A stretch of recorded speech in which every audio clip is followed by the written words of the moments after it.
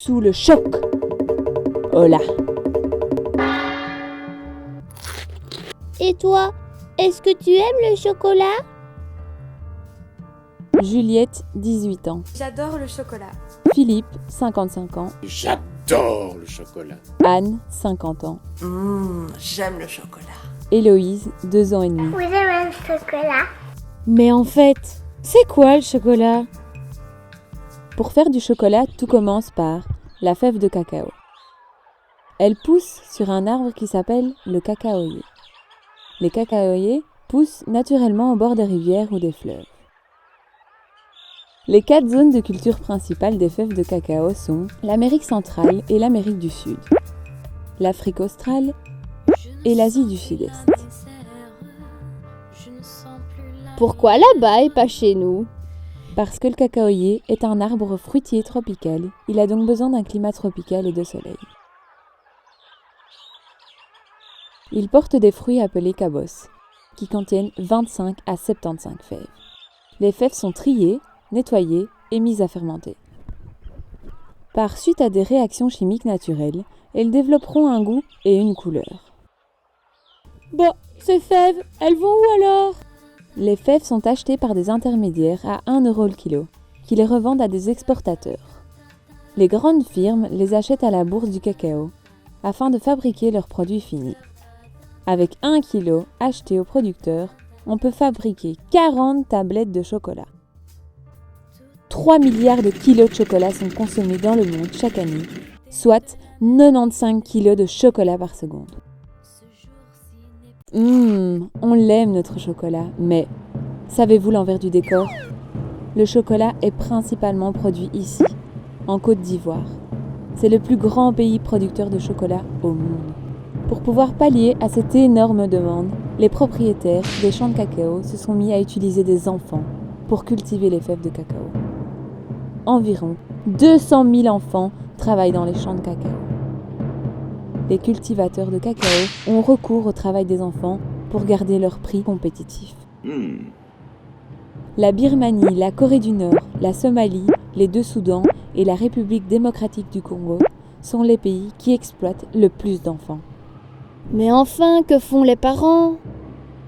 Souvent, ces enfants viennent de familles pauvres.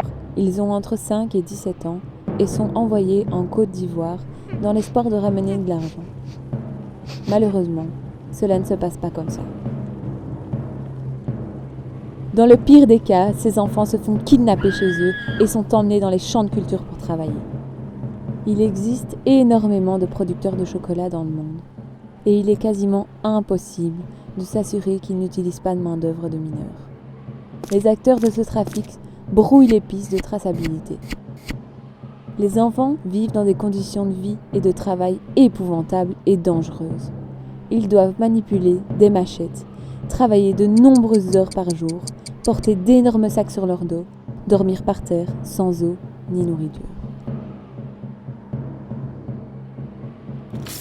Ils doivent également pulvériser des pesticides sans équipement protecteur.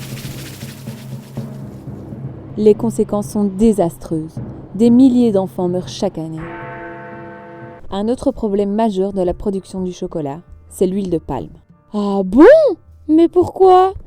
L'huile de palme est nécessaire à la fabrication du chocolat. Elle est extraite de la pulpe du fruit du palmier à huile. L'huile de palme se cultive au mieux dans un climat tropical. Elle est extraite principalement en Indonésie à 45% et en Malaisie à 39%. Mais l'huile de palme, c'est aussi la déforestation. Des centaines de milliers d'hectares de forêts tropicales disparaissent au profit de la culture des palmiers à huile. La conséquence? L'augmentation des rejets de gaz à effet de serre, mais aussi la destruction de l'habitat de nombreuses espèces animales.